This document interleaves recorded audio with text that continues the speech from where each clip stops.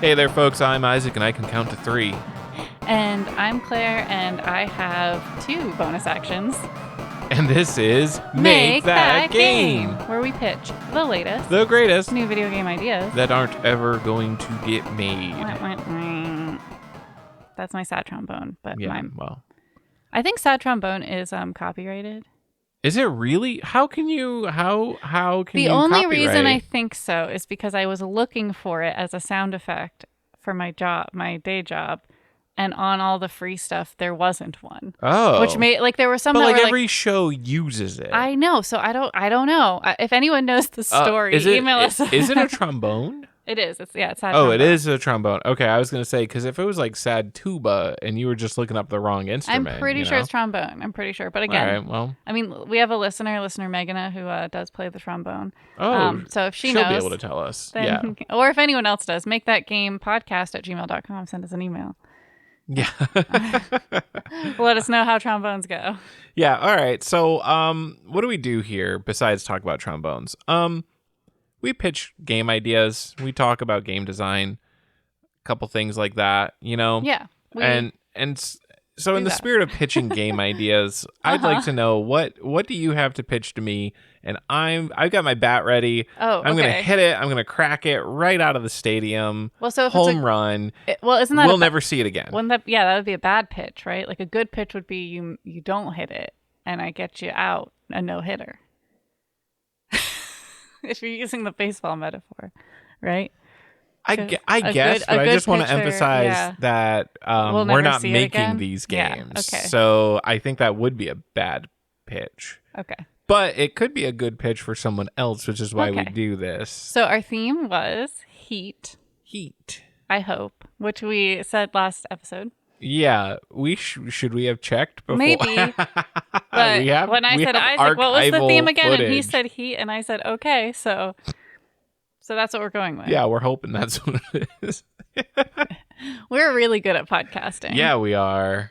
We've only been doing it for 3.5, 4 years at this point. 4 years, I think. Oh, geez. I wonder what our podcast anniversary. I think it's in February, so probably 4 years, yeah. Yeah, we'll have to check that out. All right. So, okay, your game idea is based on the word heat. Yes. So here's how I took it. Okay. I've mentioned many times that I play a little game called Blades in the Dark, which is a tabletop role-playing game similar to Dungeons and Dragons. All right. There's an episode where we talk about... Similar to Dungeons and Dragons. Are you kidding? They're so far apart. Okay, I'm saying it for the listener. Far apart. For the listener who doesn't know what a tabletop RPG is. It's like... That's like you said, Call of Duty and Mario are similar to each other because they're both video games. If someone didn't know what a video game was, that would be helpful.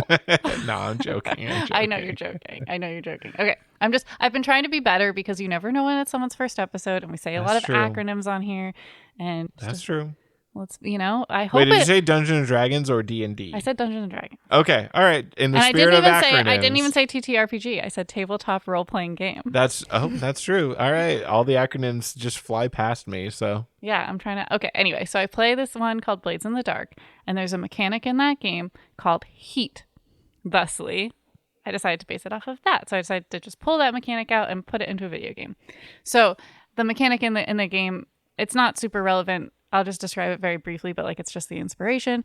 It's basically that whenever you accomplish a score, which is like an illegal crime usually, depending on how obvious you were, you get heat, which is basically like how much in trouble are you?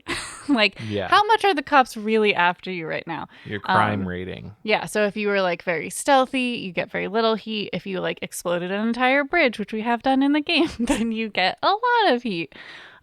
So what if you exploded an entire bridge but there was no witnesses? You'd still get heat because it was loud. Okay. So it's based on there's criteria for how high heat you get, and being loud is one. Loud, chaotic. How many people see? Okay. Yeah. Can they identify you? Did they see your face? That kind of thing.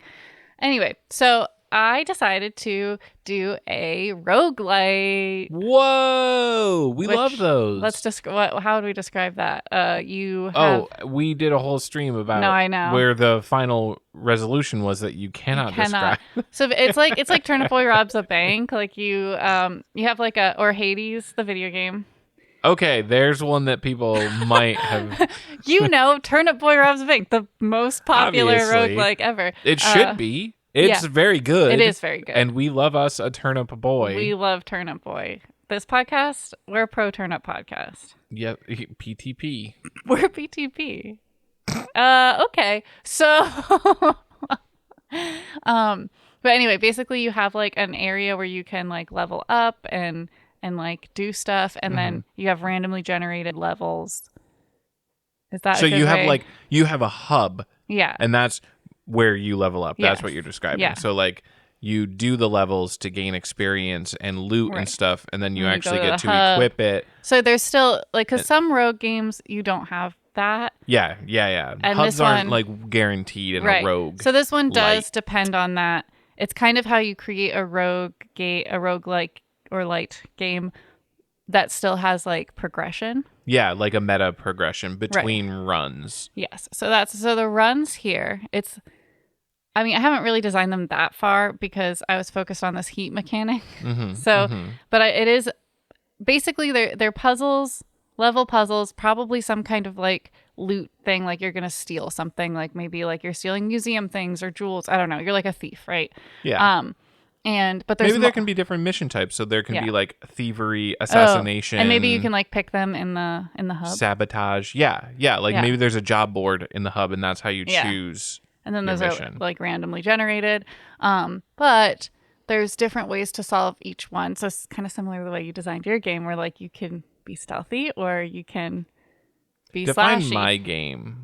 Because I haven't said one yet. Which game? Oh, okay. Yes, my lifelong game Your that game I build. Yeah, I don't know how much we've talked about on the podcast. A little bit. I've wanted to talk about it more. I haven't touched it in so long. I've wanted to talk about it more, but I don't know how much you want to talk about it, so I don't bring it up too much. But I did just now, so yeah, because it was inspired by that a little. The reason I haven't talked about it too much is because I'm not going to pitch my own game that I'm working on. You could do it as a discussion. We would have to do it as a discussion topic. Yeah. Yeah. Anyway. So there's multiple ways to solve it. Like you can get bombs. So in the hub, you can also like buy stuff, like upgrade weapons, etc. So you could blow stuff up and get stuff, or you could sneak around. But similar to Blades in the Dark, you're going to collect heat based on how stealthy or not stealthy. Mm-hmm. And if you reach a certain level of heat, then it's like game over, basically. Like you're too recognizable, you can't. Can you like lay anymore. Low to reduce heat? Yeah. Or do other stuff? Yeah. So like, I mean, you could just like in Blades in the Dark, there's many ways to reduce heat. One way that I don't think we can put into the video game, but that is my favorite way, is basically just you can kind of like spread rumors that it's like not you guys. No, that's the primary one I was thinking of. Okay. How would you do that in a video game? The way that I would do that is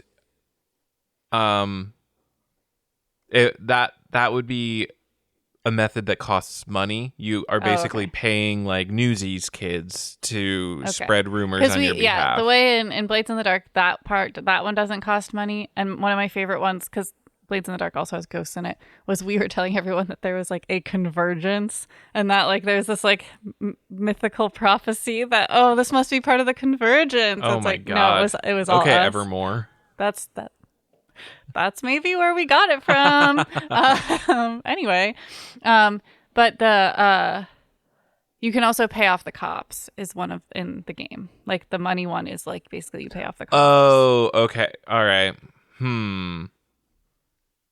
Oh, how about this? Because in my head, as you're describing this, what I'm thinking is there's the time-based one, lay low, and it takes like in-game time, which can affects like meta progression in some way. Yeah. There's the money-based one, bribing cops, and maybe having the kids spread rumors or like having people spread rumors is like your gang's reputation. is the resource that fuels the heat going down. Like, you take a rep hit. Like, this game couldn't have done that because they suck so much. And that's cool too, because that's also a mechanic in Blades in the Dark. There we go. so that's so you have three different resources depending on what your gang is flush or. So you're basically trying to gain in the game. You'll be trying to gain reputation with the least amount of heat. Throughout the game, and like leveling up your reputation can make it harder to gain heat because you're like too cool for school, and your goal is to steal the most stuff. Yeah. So anyway, that's my roguelike light. What's it called? Light. Heat. Heat. Blade in the Dark. Hot blades. Hot blades. Wow. Wow. Look, it's not time to come up with names. That's not part of. We don't actually have rules for our pitches. We don't have anything written down. It's like what we're supposed to say. That's true. We just have to have a pitch based on the theme. That's it. And sometimes we don't even have a theme. That's new. That is fairly a recent contrivance on this podcast. It's good. It helps. I like constraints. Yeah. I feel like constraints help art. Anyway, I said anyway a lot. I'm just in a tangent mood today, I guess. But on a tangent over to you. I'm solemnly nodding at Claire. Yes. It is time, though, for your pitch for Heat. All right. My game is called Cold-Blooded Killers. That's not Heat. It's the opposite, in fact. However, so the mechanic is, it's a little bit Predator. It's a little bit just like snakes and like other lizards. It's a little bit just generic, like ultraviolet or whatever, heat vision. Basically, the idea is that your character can only, it's a multiplayer first-person shooter, kind of arena-style game. So you load in, you play a deathmatch or whatever, like an Unreal Tournament or Call of Duty. There can be like capture the flag and stuff. But every character, every player is effectively invisible, because your character detects life forms by like heat. Okay. And, everybody's like a cold-blooded killer, right? Right? They're snakes and lizards and stuff? They're like lizard people. Okay. I'm imagining it as still humanoids, because designing a first-person shooter around being a snake would be like, it's an interesting design constraint, but like the point of view would be so hard to get right. The movement, like the sense of movement as a snake in first person would be weird. So just assume that you're like lizard people. Okay. With guns. Okay. And like the actions that you're doing generate heat. And like different like items and stuff that you're doing generate heat. So you can only see other players who are like doing things that make them look hot. And so like even movement is going to generate some heat, but depending on how fast you're moving, like you might be able to like take a couple steps and then let yourself cool down, take a couple more steps, let yourself cool down, and like be able to stealthily move through the level where no one will be able to see you. Or like if you're just running around a whole lot, like everyone is going to be able to see you. And I like the idea of, depending on how hot you are, like if you're truly hot, like let's say you're running around max speed and you have a flamethrower and you have like a jetpack or something. So like you're as hot as you can get. You're hot enough that like people can see you through walls, so everyone in the level is going to converge on you, and you're going to be the easy to kill. So like you can give really powerful stuff, but the cost is going to be, the more powerful it is, the more likely it is going to be that you're visible. I really like this. I think this is really cool with the like infrared kind of vision thing. And infrared, that's what I meant when I said ultraviolet earlier. I knew exactly what you meant. Yeah. That's all. So, and it's multiplayer, right? You said. Yep. And so it's like PvP. Yes. Yeah. So the basic multiplayer match modes. So you've got like deathmatch, which is just whoever gets a certain amount of kills or the most kills in a time limit wins. You've got team deathmatch, which is the same thing, only you've got like 2 or more teams working together for their team to get the most kills. Then you've got like capture the flag, plant bombs, plant and defuse bombs. Like there's a pretty stable set of like, here's the first person shooter missions to play. And this game is not going to innovate in any of those senses. Like the main draw here is the interesting kind of way that you detect enemies. It's not just about literally spotting your enemies. There's also that aspect of like hide and seek and controlling yourself, and like the risk reward of, hey, plasma gun sure is strong. However, it takes a really long time to dissipate heat. So like until I shoot it, I can like be pretty stealthy. But once I shoot it, you gotta go. I'm like red hot, and people will see the plasma gun, and it takes like 30-40 seconds to cool down. So like that's 40 seconds where I won't be able to hide, right? So you have to like measure that. Whereas if you've just got like a pistol, maybe the heat dissipates like really quickly. So maybe it's just flashes. Like every time you shoot for like 1 second afterwards, there's a heat spike that people can detect. But it's also a pretty weak gun. So like there's pros and cons to everything, and like it allows players to develop their own play styles in a way that normal first person shooters don't really do. Like normally there is like a play style based around like what weapons you prefer. Like, oh, I'm a shotgun guy, and shotgun play style is A, and snipers B. This, I guess, still does it by weapon type, by how I've described. Yeah, well, I'm not innovating at all. No, because weapon type is part of it, but also you said just like moving around. That's and stuff. true. So like there's other factors. I think. I also like the idea. It's already a despised role in these games to be a camper, which is like someone who finds like a spot in a level where it's easy to kill people as they're moving around. Like there's a blind corner or something, and they just sit there. And like this game is basically encouraging that behavior in a lot of respects. Yeah. So it could be an interesting design to also figure out how to like stop that from happening. Like in a game where the mechanics actually even more strongly encourage camping than the normal like arena first person shooter, how can we stop that? Anyways, that's an interesting question that I haven't thought through enough. That's how I play Fortnite, but I actually don't kill people. I just sit in a room. I find a house and I sit in it. Oh my God. That's how you play you play Fortnite by not engaging in Fortnite? And then I actually, once I did that, I made it to like the final 5. Like I was like really good at hiding.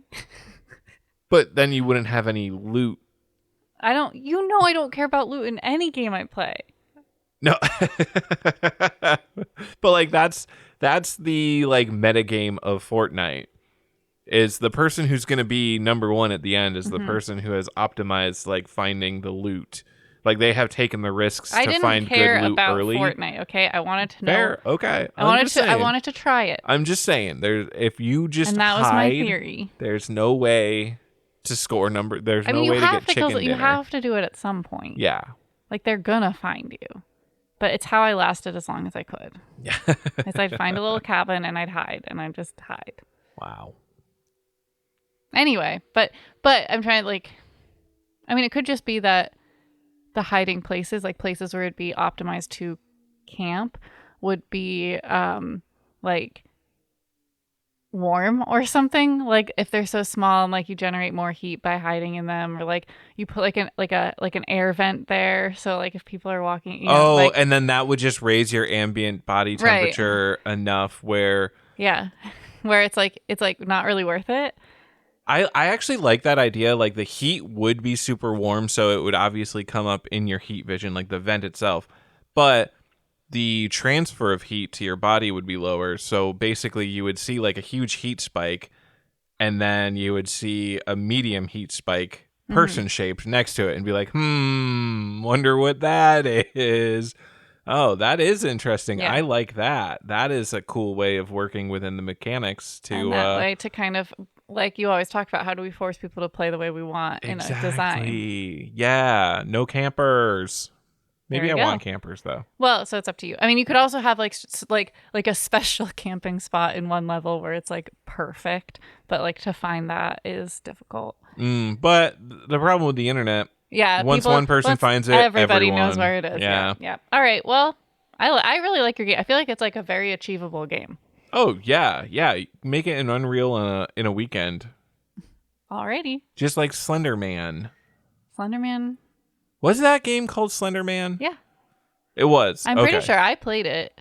Yeah, once. The game where you had to find the 7 notes Yeah. and Slender Man was following you. Yeah, that. I'm pretty sure that's what it was called, but yeah. Just Slender Man. Played it Or in I think it was college. called Slender.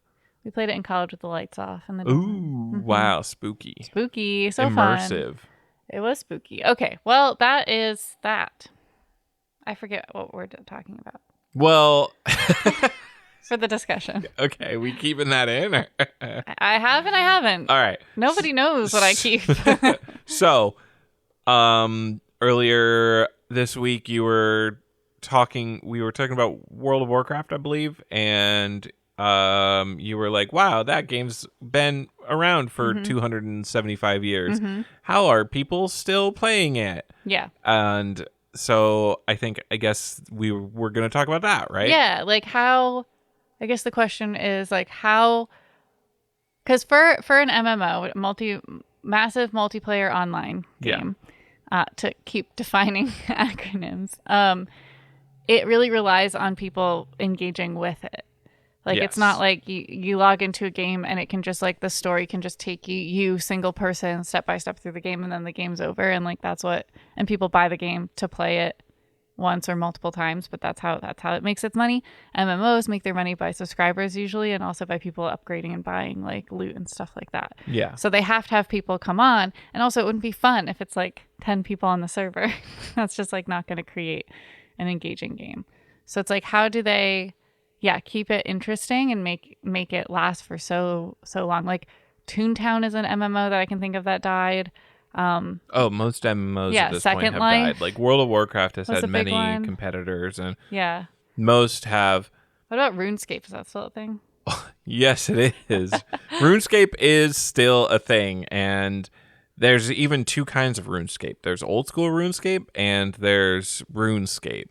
Okay. All right. And I don't know a whole lot about it, but I know that both still have pretty thriving communities. Like, they're not like massive communities, but it's enough where obviously they're continuing forward. I don't know how often they put out content for either of these, but I do know that GDQ has actually had RuneScape speedruns on it before, which is cool. I love to see that stuff. That stuff's crazy. But I guess the general question, how does an MMO keep people playing? Yeah. Because, once you hit maximum level, you either make a new character or you play endgame stuff or you quit, really. And so one way that games do it is they just keep increasing the maximum level every once in a while. Oh, okay. And that usually comes with an advancement in the story or adding new dungeons and areas to do the new area, like levels in. Yeah, so for example, like if it was like years 1 through 5, the maximum level is 10, and then like year 6, they're like, now it's 20. Yeah. And they're like, we've added a whole new continent in game for you to explore that you need to be level 10 to go to. Now, does that discourage new players, or is it fine? Yes. So this is actually really interesting. Like, World of Warcraft is, I guess, probably the prime example for like all of these situations, because it has been through all of them and it has cleared all of the hurdles to arguably varying degrees of success. But like, if we look at it and I'm not super well learned on the exact topics because I did step away from World of Warcraft for a number of years. But like, base World of Warcraft levels 1 through 60, they didn't have any raids or anything. They had high level dungeons, but they had like PvP, but they didn't really have any sense of like a real end game. Like, the idea was you go from level 1 through 60, like that's playing the game. Like, hey, congratulations, you played the game. You won World of Warcraft. You're level 60 now. Then they started, they planned obviously from before the release to release raids, which are specifically end game content. Like, this is for level 60 characters that have like played enough at level 60 that they have decent equipment, and it is like a test of player skill. And like organizing 40 people to fight giant monsters in dungeons, in super dungeons, whereas like the normal dungeons are like 5 people, right? Oh, wow. Okay. So like you had to have big committed guilds in order to like do Onyxia, which is basically like one giant dragon fight. That was like the first one that came out. Then they released Molten Core, which was, I think it was like more than 10 different boss fights in one thing. It takes multiple hours for 40 players to do. Yeah. And my face, it was a shocked look on my face. And like these raids also have like extra mechanics. Usually early on, they were not super sophisticated. Like Onyxia's big thing is she's a big dragon. So she has a tail swipe attack where normally in World of Warcraft, when you're doing like group events, everyone just kind of, the tank, which is like the person who's absorbing all the damage and attacks from the enemy, stands in front. Everyone else just runs behind them and like stabs them in the back. And then the tank just keeps them facing one direction and the party beats them up. And it switches up every once in a while. But like Onyxia, she's a big dragon. She has a tail swipe attack. So you actually can't stand behind her. So you get 40 players together. You've got 40 level 60 players together. You all run in. Tank stands in front. All the players run behind. Tail swipe kills everybody.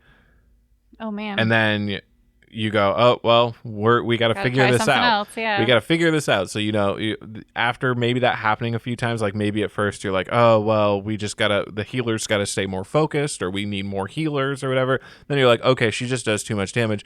What we need is for the DPS to stand off to the side. Mm-hmm. She also has a mechanic where she gets up and flies around, and so only ranged attacks can attack her for a little while. And basically, they make these fights like difficult so that there's like a learning curve to it, so that you won't necessarily go in for the first time and just be able to just take it out. They want you to take multiple sessions to figure this out, because it keeps your 40-man group, your guild, in the game. Engaged in the game. Then it runs into the problem. That's another strategy, right? It keeps you engaged with the game until you figure out the content. Now, with obviously MMOs rely on the internet. True. So they have to work around the issue of, well, once one person knows, everybody knows. Which, the way that I think World of Warcraft does it, or did it in those early days, was just by making it kind of tuned. And by that, I mean, like, they mechanically made it so, like, even if you figured out, like you know how to do it, you still have to physically do it. Yeah. So, like, you still have to be able to put out, like, 10 million damage per second, or damage over a certain time period in order to actually defeat the boss, or else the damage that it's doing is just too much for, like, the healers to keep up with.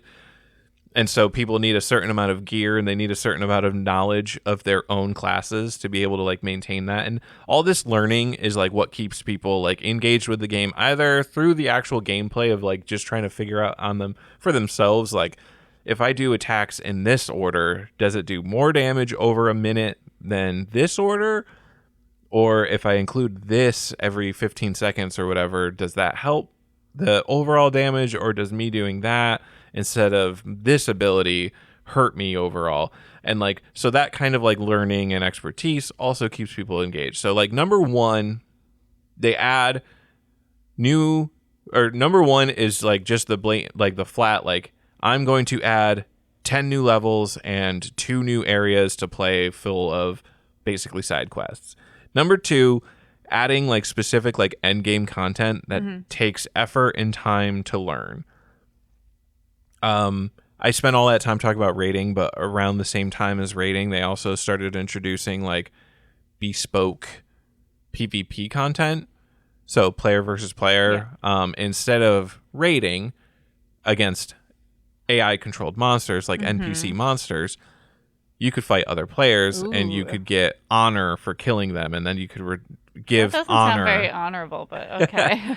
Well, see, the thing is, you wouldn't get honor for killing a low level player. Oh, okay. If you were level 60 and you killed a level 20, you wouldn't get an honor. But if you're level 20 and you somehow managed to kill a level 60, you'd be very honored. Yes, yeah.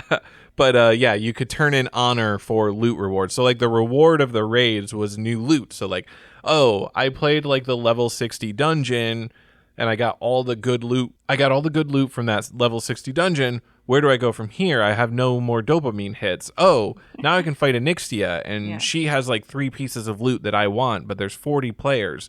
And like of those 40 players, 20 other ones want those same 3 pieces of loot as me. So I have to do a Nixia 10 times, like 4 just to learn the fight, and then 6 times just to get like the pieces of loot that I want, because the other players are competing. Like my other friends like want this same loot as me. Like, so now that I've got all this loot, like now I can rest with the game. Oh, they just released Molten Core. That's got new loot that I want. Okay. So that's the chain. And like the release rate is kind of tuned based on like business data. Okay. Like, okay. When do people start unsubscribing from the game? And then how can we release something that's going to stop them from doing that? Yeah, so like they probably have a chart that shows like, okay, people start unsubscribing basically like after a week, because they do all the, like when we release an expansion, after a week people start unsubscribing, but it kind of reaches a peak after 4 months. Like that's when people really start like being done with the content. So 4 months after the expansion, we'll release part 2 of the expansion. Right. Now, I guess that. I mean, that is a lot of tactics. You named at least 3. Yeah, and there's even more that I could like. How long do we want me to I think talk about that this? might be a lot, but I do think, to go back to the question I asked earlier, like, so that's all of that's retaining current players, but you also want new players to like enter the fold.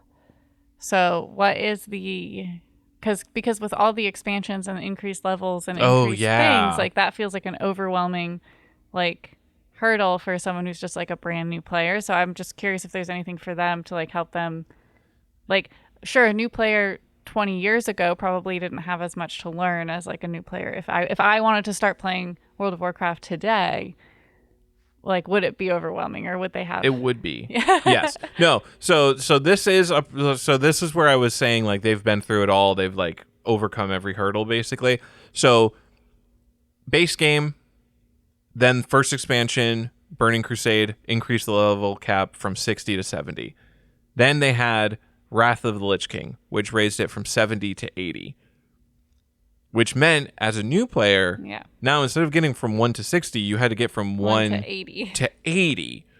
And so, when Cataclysm came out, I believe that they only increased the limit to 85, the level limit. And they also made it a world-changing event to, like, redraw the world map in a lot of ways. So, like, there was zones that had existed forever in the basic form since the game released, but now they've like advanced the storyline of that zone. That had the downside of it actually made it even worse for new players in some senses, because they didn't have an idea of what the zone was before, so they didn't get like the references in the new zone. Oh, okay. Like the references to the old status quo. I thought it would be easier because they never knew the old zone, so it's like they don't have to like relearn something. It's a little bit of column A, a little bit of column B. It did make a lot more interesting for like for returning players, because they didn't have to play through the same content that they had already played through before, from like 1 to 60, 1 to 70 or whatever. It made it more interesting for existing players to like level their alts, because it was new content for them. What do you mean alts? Alts, alternative character. So like they have their main that they primarily play, and then they have alts, which are like their alternative, like, oh, my main character is Gnome Warlock, but my alt is a Dwarf Warrior kind of thing. And it's one of those things that like dedicated players will do to kind of give themselves more value. I mean, that is part of the base game strategy of player retention, basically, is even if they don't add any of the raids, any of the expansions, any of the PvP content or anything like that, like at a base level, they have two mega factions. So they have the Alliance and the Horde, which are at odds each other. That's like the super faction. And then each one of those consisted of like 4 or 5 races in the base game. And each race had access to different classes. I think there was like something like 8 classes in the base game. Maybe there was only 6. There was like 6 to 8 base classes in the base game. And so if you wanted to, you could play so many variations of characters and have like slightly different content. And they had like different, so like at level 14, you could be leveling in Loch Modan, which is like a dwarf themed zone, or Westfall, which is a human themed zone, or Ashenvale, which is the elf themed zone. And that's the like alliance examples. Yeah. And so there's those permutations of, all right, I got to level 60. I'm going to start a new character. Are we? Yeah. Okay. Okay. Sorry, I was going to ask. I was like, I just wasn't sure where we're going with it. Oh, but... yeah. No. That's like the that's like a base game retention. Like you don't have to do any extra work. You built it into the game that a certain type of player will be interested in just playing like every combination of race and class in every zone. I can hear you. Yeah, but I guess I feel like the question I asked initially still hasn't been answered. Like, so that was in base game how they were retentioning people, but like if I started today, would it be sorry, harder? I keep getting distracted because I keep laying down context. Yes. So, but like, would it be harder? Like you said, it'd be overwhelming. So like, it's harder to retain me as a new player than it is to retain a player who's already at like level like 40. So at some point in the time between like I stopped playing, which I played like a little bit of Cataclysm, but I mostly played before that, and the time that I came back this year, at some point they basically redid the entire early game.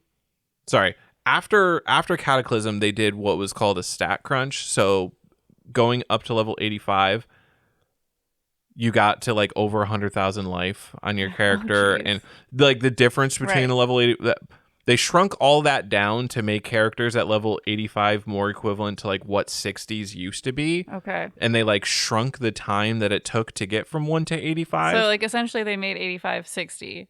Effectively, yes. So they did that, and then I don't think that worked out too well because I think like 1 or 2 expansions after that, what they ended up doing was they went and changed like every single zone again. Oh, okay. Wow. But this time they made it so that the zones scaled somewhat.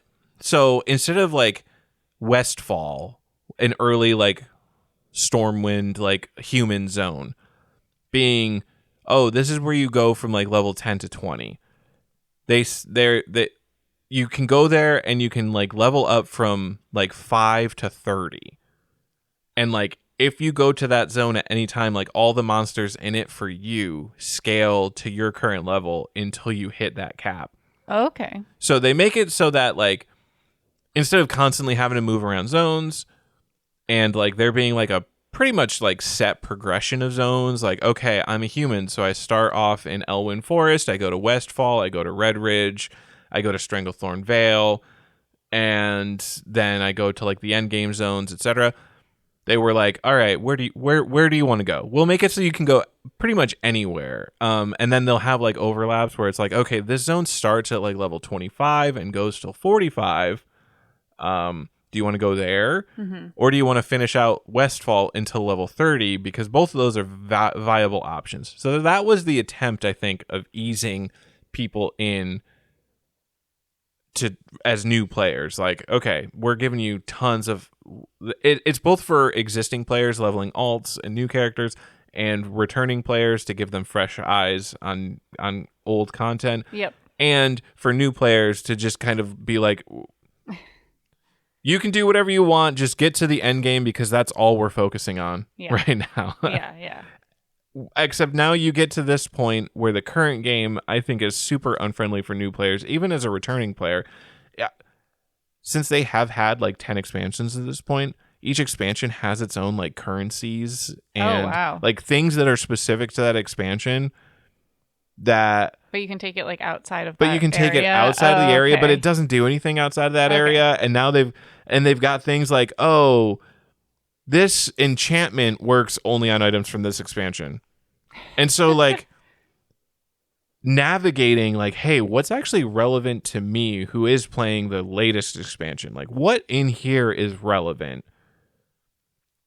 Oh, sorry. I know I keep looping around and stuff, but to backtrack a little bit, looping all over the place. I believe that all of the expansions are considered like the same tier now. So I was talking about how like different zones have like different tiers. Like you can go from a level range. I think all of the old expansions are like considered the same tier, instead of like now Burning Crusade is for level 20s and the expansion after that is for level 30s. I'm pretty sure they're just like, all right, once you hit a certain level, you can go to any expansion that you want and play through that expansion and have a good time. And then once you're done with that expansion, you go to the real game. What's considered the real game right now, the latest expansion. Again, I haven't actually leveled a new character, so I don't know if that's 100% true, but that's what I understand the situation to be, or close to be. Okay. Like the situation is somewhat close to that. So what I'm hearing is I should play World of Warcraft now. Yeah. You should start up World of Warcraft and see how it goes. Yeah, the onboarding, even as a returning player, I am finding the onboarding to how it works now to be very not good. Great. Like even the process of just getting player versus player gear and like playing player versus player has been somewhat arduous, because there's like 4 different types of PvP gear. Like you can craft it yourself, and that has certain advantages and disadvantages, and you can buy it with honor, which is from normal battlegrounds, which is like 10 versus 10 players. You can get conquest from arenas, which gives you like better gear, and that's like 3 versus 3 players, but it's a different currency than honor. So there's honor and conquest are the 2 PvP currencies. And then there's bloody tokens, which you get from doing world PvP, which is just going around doing quests and like killing other players. And that's where like level 80s don't get bloody tokens for killing a level 20. Mm-hmm. Yeah. Anyway, I think you really like World of Warcraft. I think I really like it. I think you really like the World That's of a Warcraft. TikTok sound. Yeah. Anyway. Let's cut me off on I'm talking about it. I'm going to cut you off, but thanks. I clearly have a lot to say. Everyone who's still here, thank you for listening. Let's do something fun now. Hey, that was fun and educational. But I could see you yawning. Okay, for some reason I always yawn a lot when we record the podcast. That's like irrelevant to what.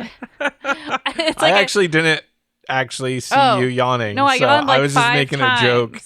I thought because for whatever reason, it's almost like because I know yawning is bad, my brain thinks about yawning like constantly while we record the podcast. You didn't notice? No. Because I'm disassociating while I'm talking. I mean, that's fine. I'm glad you didn't notice, but I thought you were like legitimately calling me out for the multiple yawns I did. Nope. Nope. Okay. I was making a little joke because this isn't a visual medium, I was so like, people, oh man, he got me. People wouldn't know one way or another, but now they do. You told on yourself. Speaking of telling on ourselves, I don't know how that's a good transition. It's the rapid fire round. We're gonna generate 3 random words. We have to come up with a game idea based on those 3 words. We also have to have a gameplay loop and a name for that game, and we only have 5 minutes to do that. And we're gonna do it 3 times. And we're gonna start in 3, 2, 1, go. Adjust. As. Usually I have it set so that it cannot do words that are less than 4 letters, but as, and occasion. Do we have to how do we incorporate as? Like, okay, what is the official formal definition of as? Like, let's see. As. I mean, do you want me to redo it because apparently the setting did not save from last time? Used in comparisons to refer to the extent or degree of something. Used to indicate that something happens during the time when something is taking place. Oh, that's Okay. Hold on. We've got something because, Frank watched him as he ambled through the crowd. Mm-hmm. Multiple timelines. You or or parallel activities. Like, And what were the other 2 words? Because I accidentally closed the window. I only remember adjust. Great. Was it operation? No. Let's reference the tape. Okay, so it was occasion. Okay. So you're very, very, very close. Yes. Okay. So adjust as occasion. All right. So multiplayer, to make the parallel thing work. You don't you don't exist in the same level as each other. Right? So you're doing 2 parallel things at the same time as each other. Yep. I like this. You really leaned into the maybe adjust is one player is like adjusting settings or something that affects the other player. I was gonna say something that affects both, but like is it cooperative or is it like combative? I think cooperative. Okay. I think and I'm almost thinking like Inside Out style, where maybe you're a character inside of like another character's head. Oh, and okay. You're adjusting their emotions so or is something. it like an asynchronous game? I think synchronous. Oh, okay. I think synchronous. I think that the person is making the adjustments.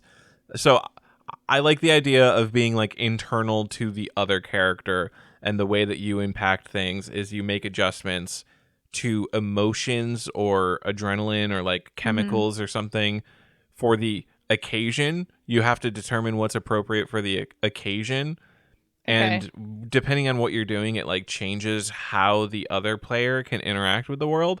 So like if you increase their adrenaline or something, maybe it gives them like fight actions.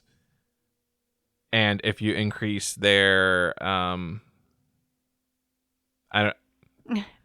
running it. I ran out of things. Yeah. Well, so it would be asynchronous though then, because if you're or it wouldn't be multiplayer, because if you're inside someone's brain, what's the other person doing? So what I'm saying is like depending on how I adjust the values, it changes the options of what the other player has access to. I didn't mean asynchronous. I meant asymmetrical. Oh, yes, absolutely asymmetrical. Yes, 100% asymmetrical. I'm back in. Okay. All right. That's what I meant. Asymmetrical gaming, meaning that one player is doing one set of actions while the other one is doing a different one. Yes. Versus like, girlfriend mode in Mario. Right. Where you're both doing the same sets of actions. Yeah. So you're a character, like I still like it like in another character's head. And so you don't get to directly control the bigger character yourself. You just get to adjust something inside their body, emotions or chemicals or something that makes sense, which changes their ability to interact. Maybe like not like it changes their set of actions that there are available, but it's like if you give them adrenaline, maybe they can push rocks better. We need to come up with a name for this. Okay. We have 30 seconds. Well, have we formally come up with a gameplay loop? Yes. Okay. All right. Okay. You adjust things, the other person does stuff. Yes. All right. The occasion, occasional malfunction, occasional dysfunction. Okay, no, occasional dysfunction's good. Okay. It hits a lot of levers for me. Okay, good. Because I don't want to lose. You know that. I'm not here to lose. Oh no, the drastic consequences for losing are being sad. Very sad. I don't want to be sad today. All right. I want to be sad today. Starting the new timer. Did you change the settings? I did. Okay. Starting the two timer. In 3, 2, 1, go. All right. Wrist, like the body part. Willpower, cemetery. What? Okay. Is it a digging yourself out of your own grave game? Oh, in Kill Bill, she only has enough room. Spoiler alert. I've never seen. Spoiler alert. Yeah. There's a scene in, you know what? Ignore that I said the name of the movie. There's a scene in a certain movie where a character is buried in a coffin underground, and they only have enough movement to like have their fingers touch the board. Okay. That of the casket. Okay. And then, punch. So that's a lot of wrist motion. Yeah. So maybe this game is, how do we make that a game? How do we make, because like your way out of a coffin. Yeah. Like, I mean, it's good though. I mean, maybe that's a fits. rhythm. Maybe it starts off as a rhythm-based game, right? You get the rhythm of, and like, the timing of hands. the punch. Yep. Okay. But there's different sequences because there's punching out of the coffin, but then there's also like digging through the right. earth. That's the multi-phasal gameplay that I love so much. First phase is like pure rhythm game where you basically press the buttons at the right time to maximize the power of each really small punch. Yep. And then as you get more, then it like you said, it is climbing your way out, which maybe is less of a rhythm game. Maybe something else is going on. Dig dug. A little.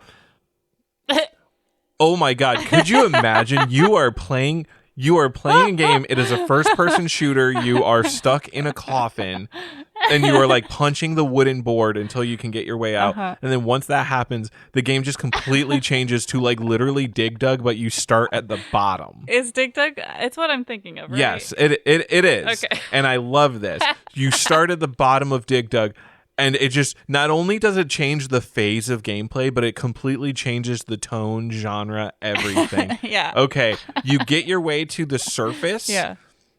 And it turns into, all right, what kind of genre? I want that to be like an action sequence where then, like, you have to get to... You have to fight your way through, like, the people who buried you alive, I guess, for whatever reason, to, like, get to a getaway car. Would that be and then it's a car chase game. You get to the getaway car, and and then it's Grand Theft Auto. Okay. Yes. Yes. This is actually one of the most incredible games we've ever come up with. So everyone who listened to your entire speech about World of Warcraft is rewarded. Yes. So there's no gameplay loop really because it's a different, every time you complete a phase it goes, it's just like 4 phases because it's coffin phase, digging phase, battle phase, and then car phase. Yes. And then that's it.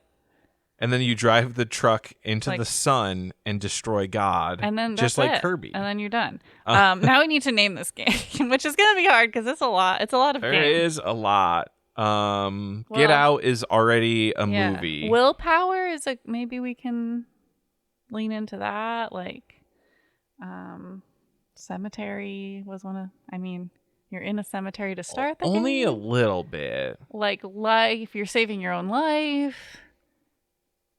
I mean, just like the different phases of gameplay like really don't have anything to do with each other. We could do something where the name is only tangentially related to anything. I was thinking like phases. What if we call it Will to Live? Will to Live. And then that makes it sound like a drama. Yeah. Like that matches the tone of when you first start out because you're like, okay, this is about a guy, like this is about a character escaping, using the will to live to escape a terrible situation, and then it just changes to Dig Dug, and you're like, what?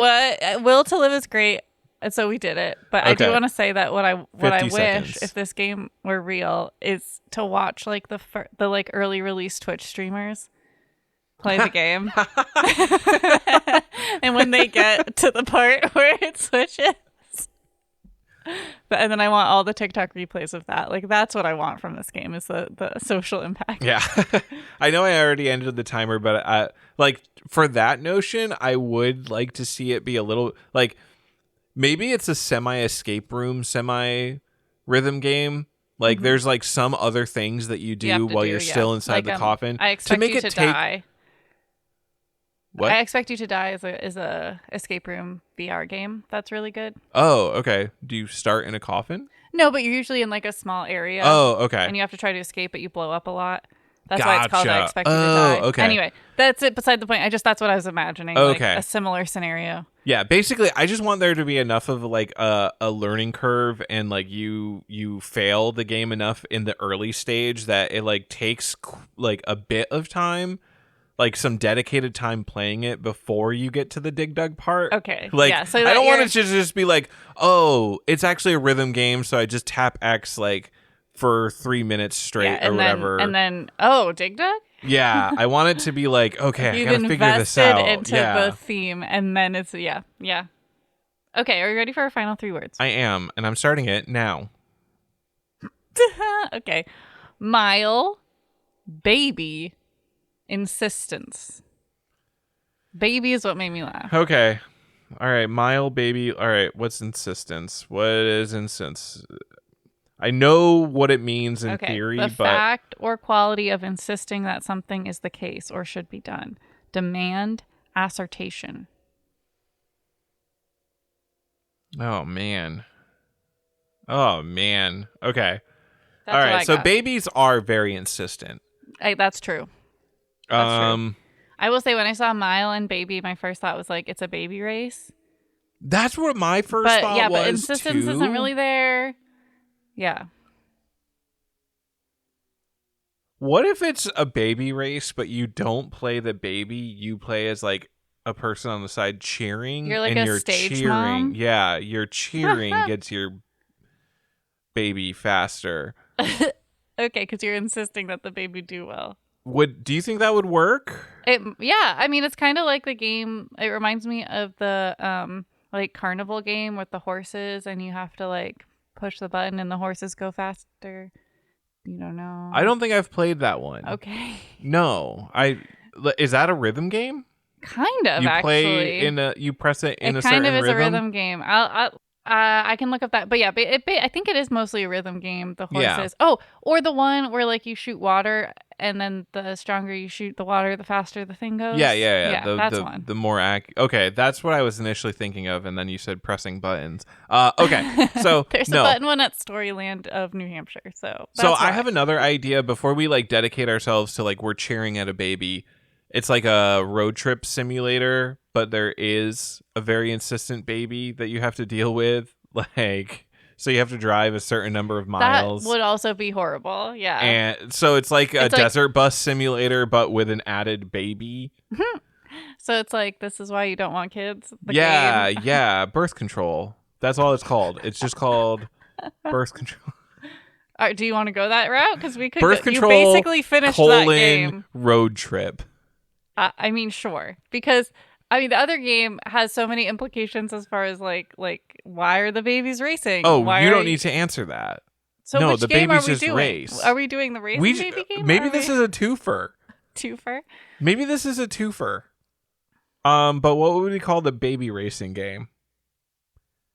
So, okay, first of all, in the baby racing game, so this is going to be a twofer because the other one is fully developed and it has and a that's name. Done. Okay. The baby racing game, you not only have the training that you have to do, which is where you figure out what the baby likes, you can also influence like what the baby likes. So like there's a level of cheering and like maybe you're like carrot on a stick almost, where like you hold up formula and the baby moves faster because it's excited for the formula. So like in the training sessions, that's when you learn what the baby does like. And okay, so yeah, like you're dangling there and like you know that you can like learn their stamina limits. Okay. Because some games have like this concept of like in Legend of Zelda games, like you have the carrots that you can use on the horse to move faster, but you have a certain number of them. Right. Maybe that's not explicit.